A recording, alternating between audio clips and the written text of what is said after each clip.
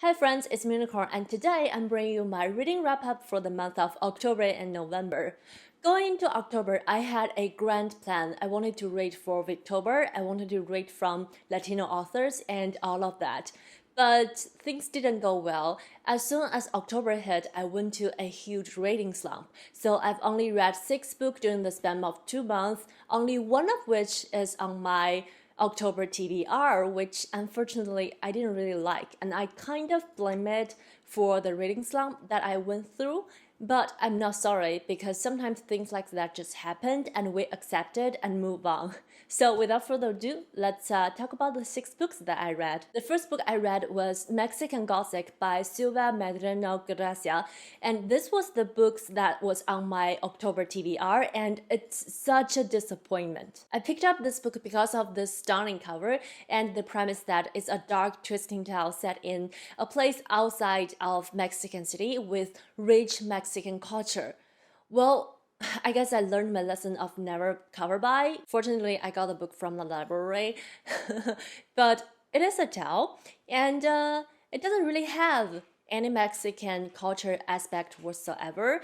It has a rule in the book that the characters can only speak English, and I don't really see or feel anything Mexican. It was unfortunate, but the story can literally happen in any place in the world. On top of that, the drive and motivation of the characters doesn't make sense to me at all. We get our protagonist called Noemi, and she was sent on this mission to investigating a letter that's sent by her newlywed cousin and possibly rescuing her from this castle that his cousin married into. And that sounds fascinating, right? But no. Right at the beginning, we learn that Noemi is living a very comfortable teenage life, and all her father wants for her is to find a proper husband and get married and be happy.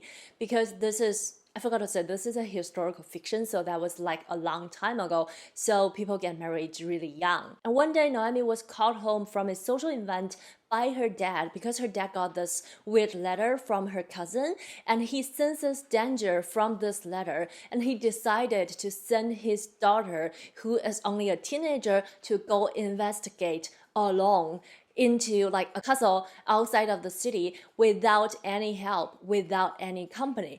He's like, oh, it must be so dangerous, so my daughter, you have to go right now, quickly, don't be prepared at all. I just don't get this logic, and for the longest time I thought her dad must be onto something, but no, this is just the logic and the motivation of every character in this book. And again, this is at the right beginning of the book, so I don't think it's a spoiler. It's like when you're watching a well-decorated, atmospheric horror movie, except that everything that's supposed to make you scared is like laughable. I did not enjoy this book. I questioned every action of the characters on every page, and I don't think it has any Mexican culture in it at all. So I'll say that it was my biggest disappointment of the year because I've heard so many good things about it actually before I read this book. So I learned that never hype up for a book too high or never cover buy. The second book I read, on the contrary, is a nice surprise for me, and it is Hotel Silence by Aujud Ava Olafsdottir, and it is translated into English by Brian Fitzgibbon. This is a book about a man called Eunice whose world just got shattered. He lost everyone and everything in his life, so he made the decision of buying a one-way ticket to a war-ravaged country to end it all. And at his destination, there was this Hotel Silence, and he met different people, and they influenced each other's world in many ways. This is a book club pick for the Nordic book club that I'm in, and at first I wasn't really sure if I want to read this book because from the synopsis we can tell that this man is going through most likely depression, and he already had a plan to end his life. So I'm not sure if I wanted to read something like it, considering I'm dealing with or like living with depression all the time. But I thought I would try it for the book club, and little did I know how gentle can an author handle the topics like depression.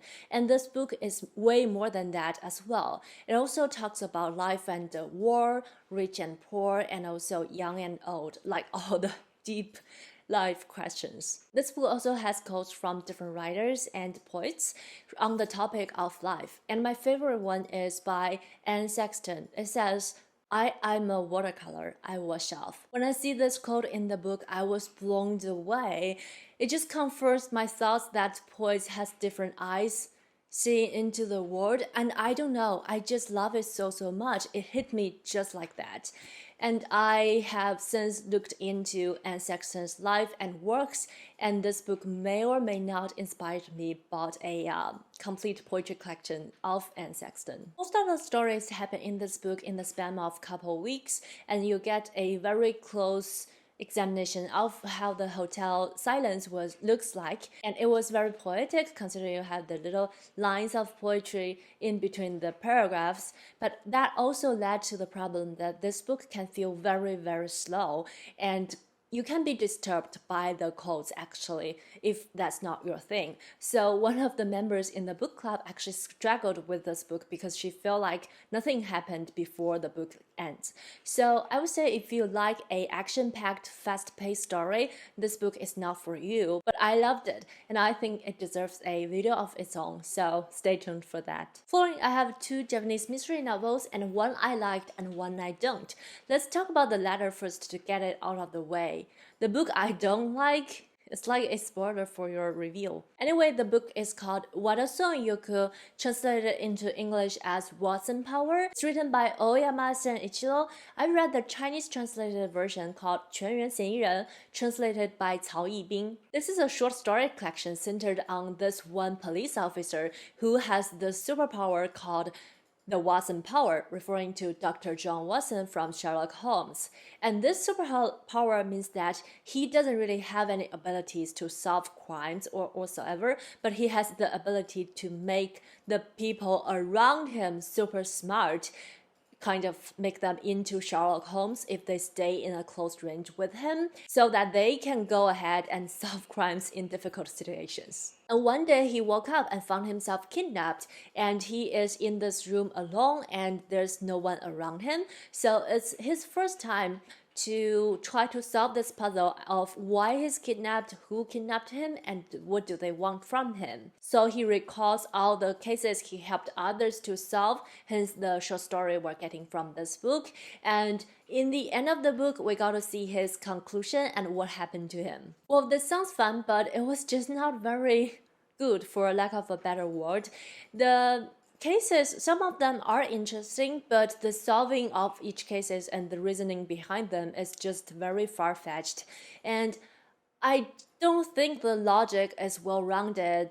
I think maybe they will be good story plots for animations that targeting younger audiences, but not at all for people who's older than age of like 12. And I just don't really enjoy it, even for entertainment value. I have read a couple books from this author this year actually, and I've enjoyed most of them. They're not the perfect crime novels, but they are entertaining, but not this one. So I think this is the worst that I've read from this author, and yeah, let's just move on. Next up, we have the second Japanese mystery called十角館の殺人 by Ayatsuji Yukido. And this one is actually published in English. It's called The Decagon House Murders. And I've read the Chinese translation called 十角馆事件, translated by Gong Jun. This book has the classic setting of a group of friends traveled to this luxurious house in this deserted island, and they plan to spend their holiday there. And weirdly, people started to die one by one. So now the story may sound familiar to you, and you are right. This book is inspired by the classic novel, and then there were none by Agatha Christie. And Agatha Christie herself has been mentioned multiple times during this whole book. This group of friends are all members from the mystery society of their university, and they plan to come to this island, isolate themselves in order to write concentratedly for their club magazine. But little did they know, a murder case happened 6 months ago surfed into the ground, and their friends who stayed in the mainland received letters regarding to their cases and the safety of their friends on the island. This is a very well-designed locked room or like locked island murder case, and the author gives out clues throughout the whole story, us readers were supposed to play the role of a detective and to collect all the clues and make our own conclusion. And although I'm aware that this is a classical crime structure, I'm still surprised by how the crime was done. So that alone makes this whole experience very enjoyable. But at the same time, this book didn't blow me away, most likely because the body of this book has been used so many times, has been borrowed and referenced in so many different stories, and no one can beat its creator, and then there were none. And also, the mystery element that is required for the whole murder case in order to have it to be a mystery is kind of surprising, but also kind of weird. So I ended up giving this book a 4 stars. Following, I have 2 books that are related to food, and the first one is Taste by Stanley Tucci. I am already a big fan of Stanley Tucci as an actor before I went into this memoir. The movie he's in, Julie and Julia, is one of my, I think it's the favorite movie of mine. I've watched it for more than like 20 times. It's so weird. I rewatch things way too many times.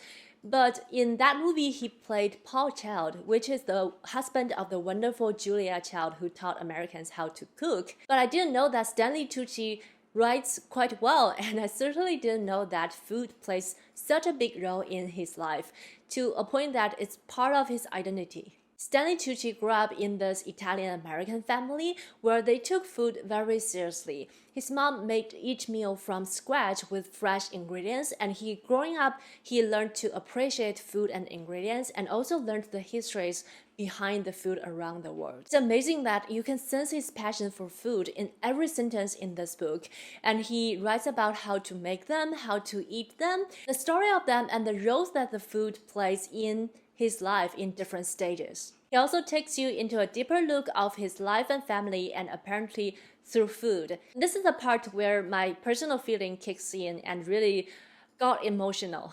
I became very sad and jealous about the part, especially when he's talking about his family recipes, how his parents used to prepare the recipes, how him and his wife learned the recipe, and how they adapted into their smaller family, and also how they make them for their children. I'm just so jealous because he has these recipes, this Italian culture delivered generation by generation, and he carried the taste of Italy everywhere he goes.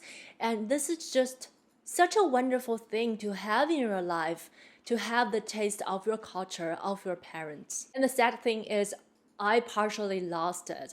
As you guys may know, that China is also very big on the food culture, and I grew up with my parents, especially my mom, making meals from fresh ingredients as well, and I grew up appreciate food and ingredients and the histories behind the food. But there are so many recipes from my hometown that I have lost by living away from my parents for so many years. I make a good mixture of different simple Asian meals from different Asian countries, and also I can make some dishes from different continents as well, but I just simply cannot recreate some of the classical meals from my hometown. And I feel like it's silly for me to say that, but this book really makes me so sad at times, and it was supposed to be a happy memoir about food and delightful one to read, but I was just so blue. But I thoroughly enjoyed it. The last part of the memoir has some personal difficulties that Stanley Tucci came through, and his relationship with food actually took a very unexpected turn. I didn't know this before about him, and I think that is very powerful to read about. So overall, this book is worth reading if you like Stanley Tucci, but like, who doesn't? And also, this book is worth reading if you like food, but again, who doesn't? The last book in this wrap-up is a direct result of reading Taste. It is Kitchen Confidential by Anthony Bourdain. I know this book is a classic nonfiction because I've seen it in the bestsellers for like as long as I can remember, but I didn't pick it up before, and Taste gave me the final push because I just want to read more about food. And while this book is about food, it's more like about the whole restaurant industry. In this memoir, Anthony Bourdain wrote about how he discovered his love for food which is a very small portion, and he carries on of how he wanted to become a chef and the many lessons he learned during the many years that doing miscellaneous work in the restaurant industry that led him to become a chef, and also the lessons he taught to new chefs. I went into this book actually not knowing who Anthony Bourdain is. I know, but I think that actually helped me because after reading this book, I found out he had quite some reputation, good and bad. His writing is raw, arrogant, brash, and honest, just like how he thought people should be when they're working in the restaurant industry. He has a profound knowledge of how a restaurant should work in New York City, or more like in anywhere else in the world. And he loves the culture of the industry. He also criticizes the culture, and it's all just very informative, and I learned so much. However, personally, I don't really get along with the culture he promoted, where everybody works like robot, and they kind of embraced a very rude and disrespectful way of communication, where they think those are the ways to be professional. And don't get me started of how the industry treat women employees. Maybe that's why I'm not a chef. But I do like the fact that later on in this book, he kind of reflected on his behaviors over the years, and he pointed out his mistakes and admitting that sometimes things can be done in a different way, and that's okay. And overall, I learned a lot, and he didn't get me too scared of the restaurant or worry about the food safety. So thank goodness for that. And I hope some of the culture he promoted in this book aged badly. And consider this book was written almost 15 years ago, I think maybe something have already changed, like finger crossed. And that's all the books I've read in October and November. Not some so good reading month, but they're readings nonetheless, and I do enjoy some of them. And let me know if you have read any of the books I mentioned. What do you think about them, or are you interested in reading any of them? And don't forget to say hi in the comment section down below. Thumbs up to this video if you liked it. I hope you enjoyed this video, and happy reading, stay healthy. I'll see you in my next bookish video. Bye!